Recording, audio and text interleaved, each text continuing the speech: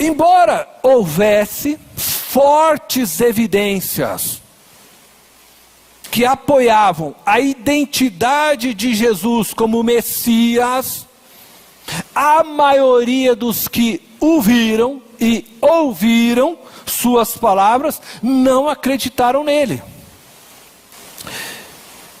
E por que tantas pessoas rejeitaram Jesus, apesar das fortes evidências que o apontavam como Messias? O rei esperado, o rei anunciado pelos profetas.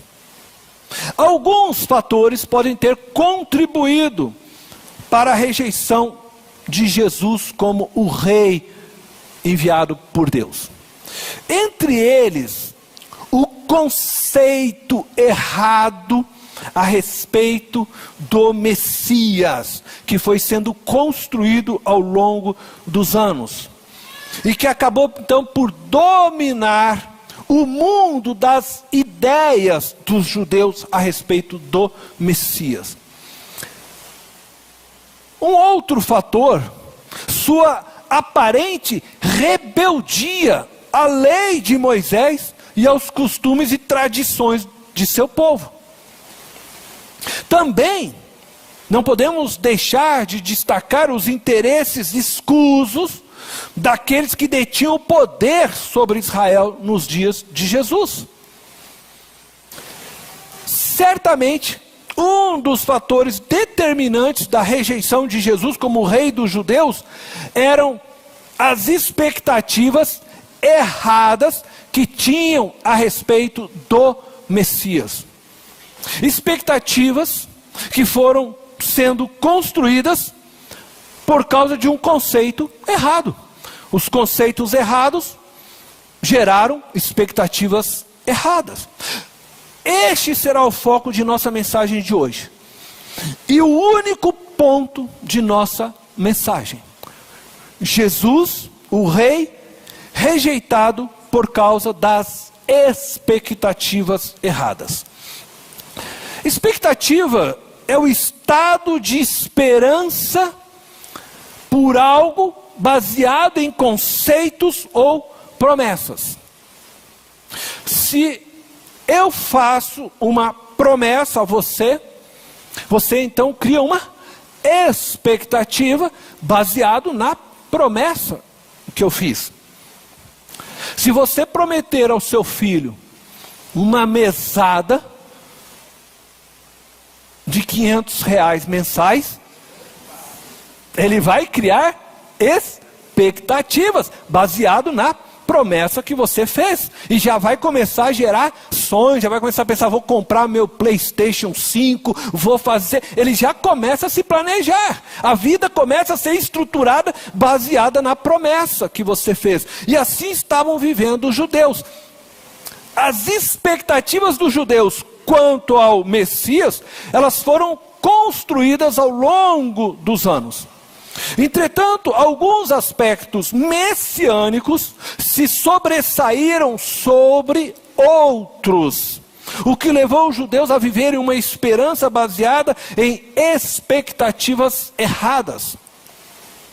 A expectativa messiânica, ela começou a ser construída a partir da queda do ser humano, isto é, do rompimento do homem com Deus.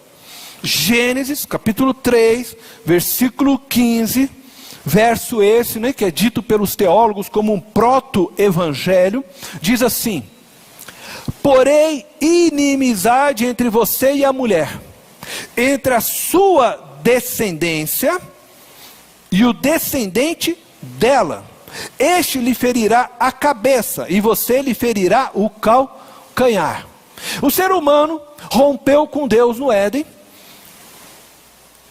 O homem e a mulher não assumiram as suas responsabilidades diante deste rompimento. Eles lançam a culpa para a figura da serpente, que lá em Apocalipse você vai ler que a serpente então é ligada à figura do nosso adversário, Satanás. Então joga essa responsabilidade para a serpente. E agora nós estamos aqui lendo a fala de Deus para a serpente. Ele está dizendo: porém inimizade entre você e a mulher, entre a sua descendência e o descendente dela. Está se referindo a um filho que esta mulher iria gerar, um descendente. Então, a expectativa do Messias começa a ser construída a partir já desta promessa. Virá um descendente da mulher que irá pisar sobre a cabeça da serpente. Começou então o processo aqui já de expectativa construída pela figura de um Messias vencedor, um Messias que viria para pisar sobre a cabeça da serpente. Este libertador seria nascido de uma mulher, portanto um filho de homem, e ele começa a gente a perceber que ao longo da Bíblia Jesus vem sendo chamado filho de homem, e não apenas um homem qualquer, mas ele viria da linhagem de Davi, conforme nós podemos ver em 2 Samuel, capítulo 7, no verso 16. Preste atenção, diz assim: quanto a você, o texto está se referindo ao rei Davi, sua dinastia e seu reino permanecerão para sempre diante de mim. O seu trono será estabelecido para sempre. Então, cria-se agora essa expectativa de um filho de homem, mas que será da linhagem do rei Davi, que irá então reinar para sempre agora na história. Toda a história de Israel ela é construída com esta perspectiva do Messias, de um homem descendente de uma mulher, nascido da linhagem de Davi e que governaria para sempre. Eles esperavam, a partir disso, que quando o Messias viesse, seria um homem com uma tremenda autoridade e influência, que reivindicaria o trono de Israel, destronaria os romanos, pondo fim então ao jugo opressivo que estes exerciam sobre eles, e cumpriria assim todas as promessas feitas por Deus a Abraão, Davi e aos profetas. Este Messias traria novamente a prosperidade, a glória terrena para Israel, como nos dias de Davi e de seu filho Salomão. A expectativa que eles tinham do Cristo, isto é, do Messias, de que ele viria exercer o mesmo poder do rei Davi, um poder político e militar, sobressaiu de tal forma que a realidade do servo sofredor, anunciado pela lei, na figura do cordeiro, é deixada de lado. A realidade do servo sofredor, anunciada pelo profeta, por exemplo, Isaías, quando você lê o capítulo 53, é esquecida. Eles absorveram a figura do filho de Davi, de um rei poderoso militarmente, e essa figura então é que preencheu todo mundo de ideias que eles tinham a respeito do Messias. Então, o Messias para eles seria agora então um guerreiro, seria um homem que iria mostrar poder e autoridade, reivindicaria o trono, tomaria, vamos assim dizer então, as rédeas do poder para governar sobre o seu povo, e dessa forma destronaria todo o poder do exército romano e de todas as outras nações. É por isso que eles rejeitaram a Jesus como o Messias. Jesus veio como servo sofredor, o Cordeiro de Deus anunciado pela lei, aquele que Isaías descreveu, homem de dores, Os judeus estavam esperando o filho de Davi, o leão de Judá, que como nós cantamos, né? Aquele que vai rugir como leão. Mas apareceu alguém fazendo bé. Ele veio como cordeiro e aí eles olharam, não. Mas não é o Messias. Esse homem não tem condições de nos levar para nos tornarmos uma grande potência do mundo. E para contribuir, o comportamento de Jesus e os seus ensinos sobre amar os inimigos e se sujeitar às autoridades romanas eram totalmente opostos ao que eles desejavam e às expectativas que possuíam sobre o Messias, o libertador. Jesus se apresenta de forma humilde.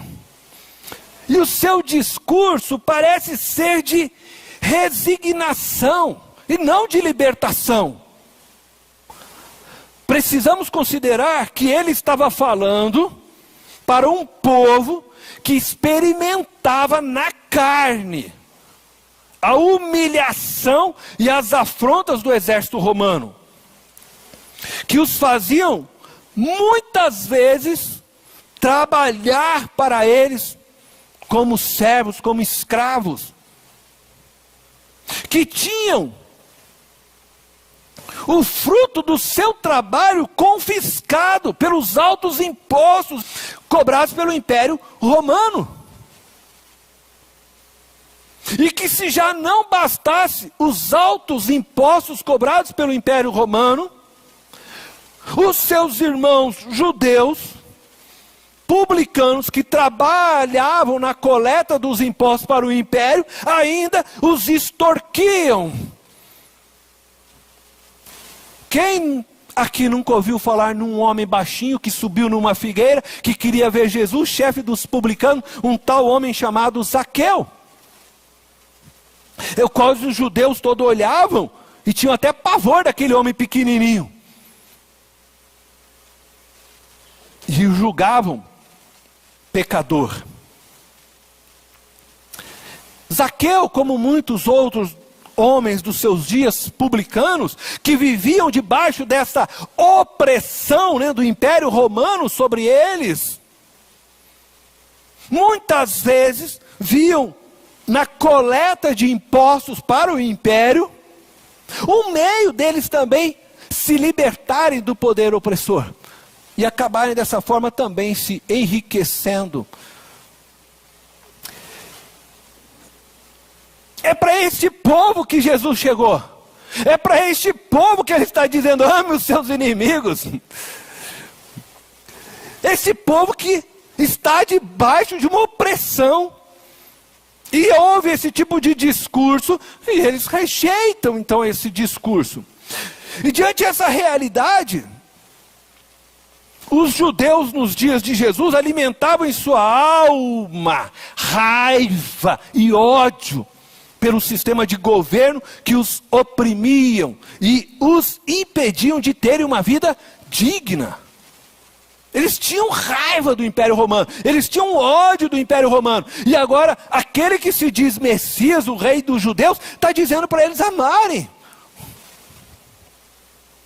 Eles tinham fé que o filho de Davi iria libertá-los do jugo romano.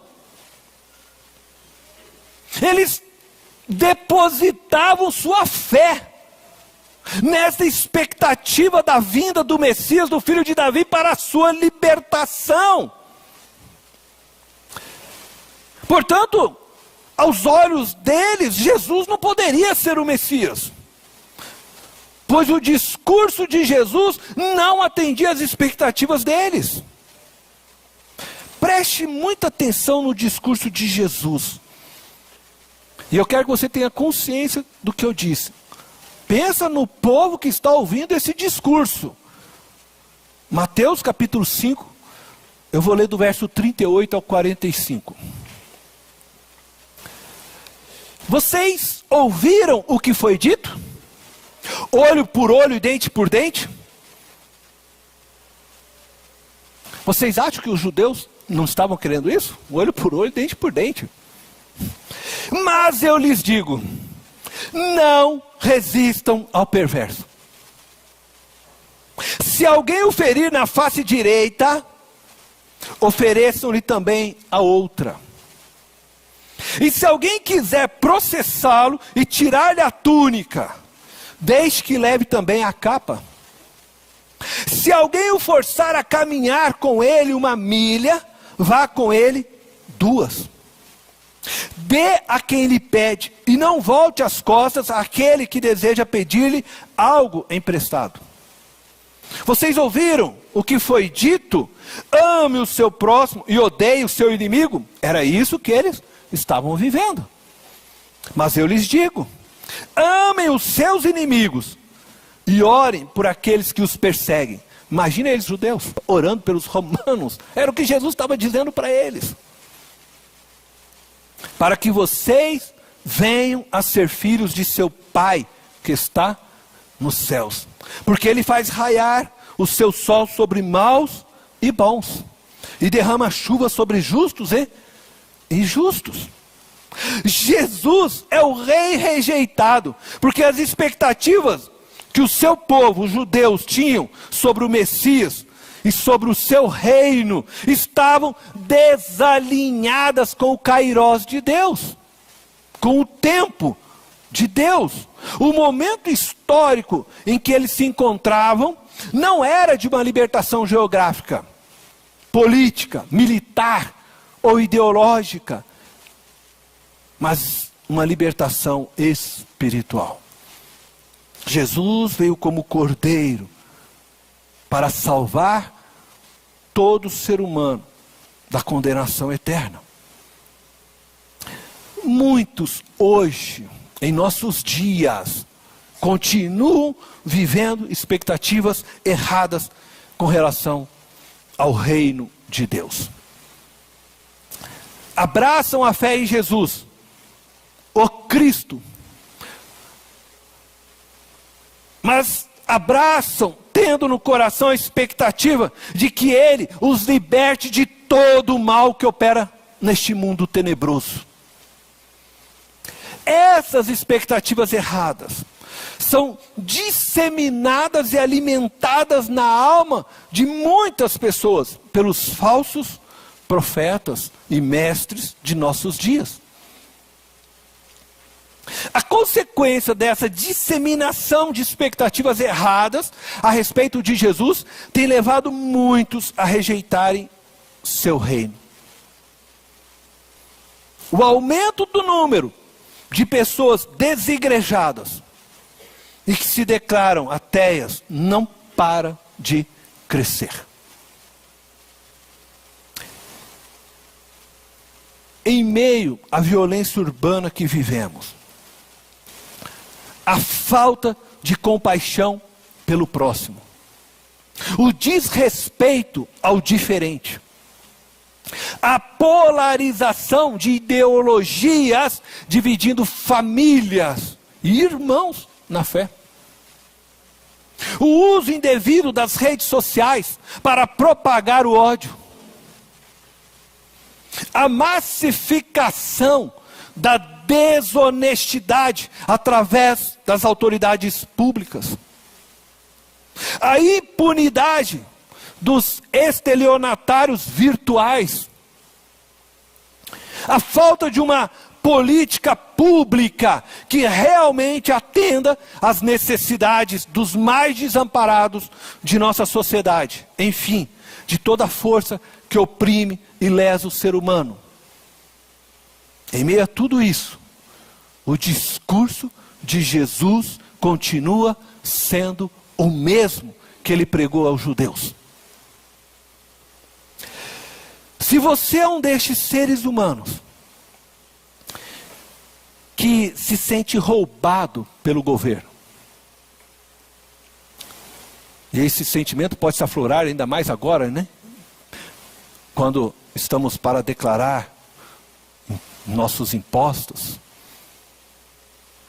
Se você é um desses que se sente manipulado pelos religiosos, vulnerável aos malfeitores, oprimido pelos discursos polarizados de nossos dias, pelos discursos xenofóbicos, homofóbicos, racistas. Ou se você é um desses que se sente abandonado pelo poder público, o discurso de Jesus continua o mesmo. Ame o teu próximo e ame o seu inimigo. Dê a outra face a todo aquele que lhe bater. Perdoe a todo aquele que te ofender ou te ferir de alguma forma. Se sujeite a toda autoridade, ainda que ela lhe seja pesada. Tenha a disposição de sofrer, ao invés de buscar fazer justiça. E ore por aqueles que te fazem sofrer, para que você venha a ser filho de seu Pai que está nos céus. Agora, se porventura você é um destes que está revestido de poder para governar, e usa este poder para roubar o povo, ou oprimir a outros de alguma forma, ou quem sabe você é um destes que está revestido de um título religioso, e o usa para manipular os membros de sua igreja, se enriquecendo à custa da fé deles. Ou quem sabe você é um destes que usa da força, da violência, para roubar os seus semelhantes. Ou usa da força para violentar mulheres e crianças. Se você é um destes seres humanos que propaga através das redes sociais seu ódio contra todos aqueles que pensam diferentes de você, ou que são diferentes de você, o discurso de Jesus é o mesmo.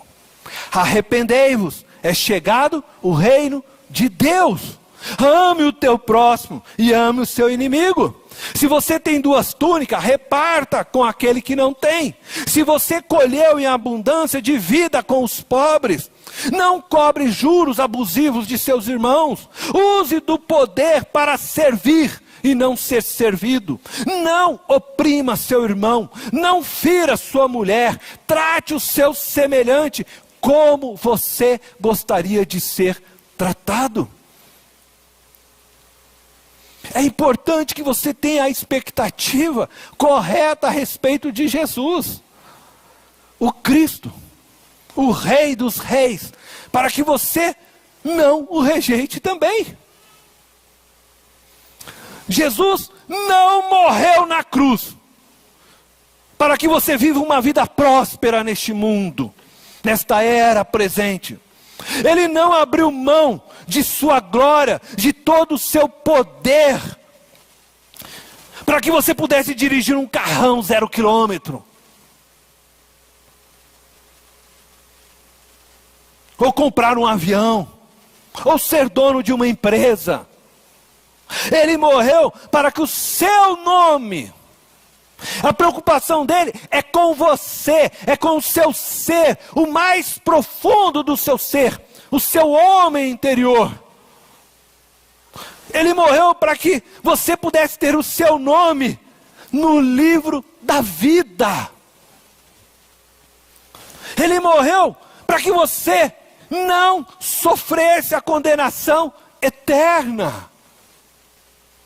O sangue de Jesus foi derramado na cruz para que você não sofresse a ira do Pai. Ele sofreu no seu lugar. O castigo que ele sofreu era para ser sobre nós, mas ele sofreu este castigo no meu lugar, no seu lugar. Ele morreu para que quando você deixar este mundo, esta era presente, você possa sentar com ele no seu trono. Amém?